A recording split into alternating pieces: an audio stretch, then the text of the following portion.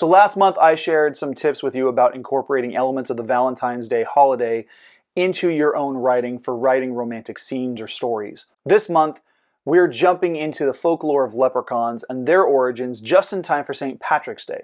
Starting off, leprechauns are imps of Irish folklore with a history stemming back for at least a couple centuries. When the tales first developed is anyone's guess, but some of the earliest versions come from around the 8th century AD.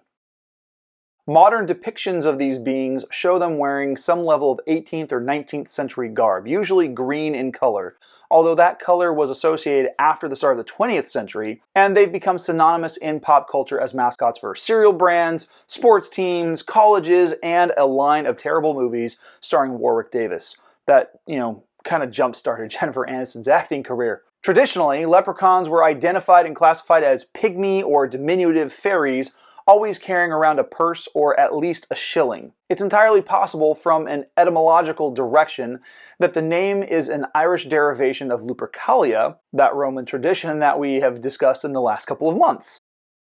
In that earliest version, an Irish king takes a nap and wakes to find himself being dragged to sea by a trio of leprechauns who he captures, and each one grants him a wish for their release.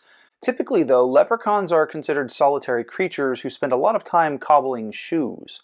They aren't professional shoemakers, but they can often be found fixing their own shoes because they run around so much they wear the shoes out. This is the perfect opportunity for a human to capture the leprechaun in order to be granted a wish. I guess this is where the leprechaun's trademark of pulling pranks comes into play. I mean, I can see it.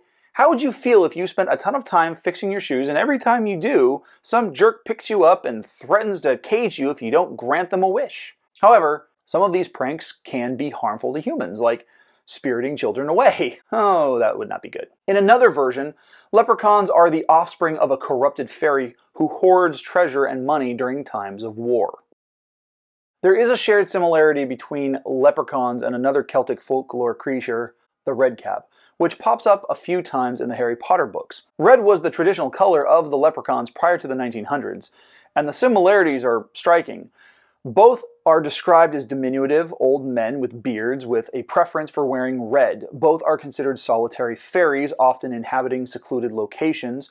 Both can be malicious towards humans, though leprechauns are often depicted as incurable pranksters, while redcaps are murderous and paint their caps with the blood of their victims. Hooray!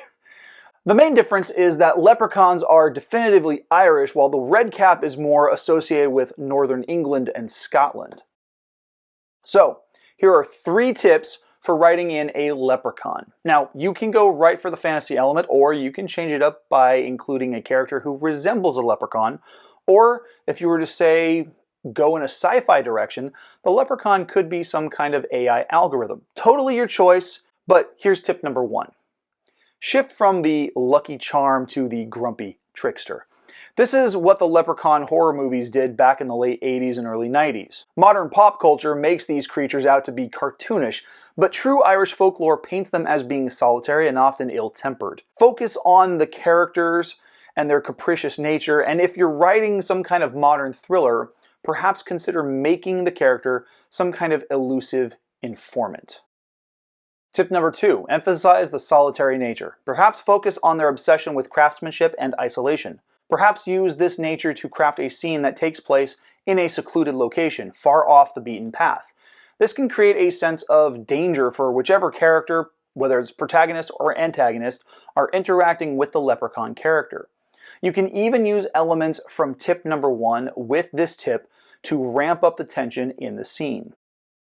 Finally, tip number 3, subvert the pot of gold trope.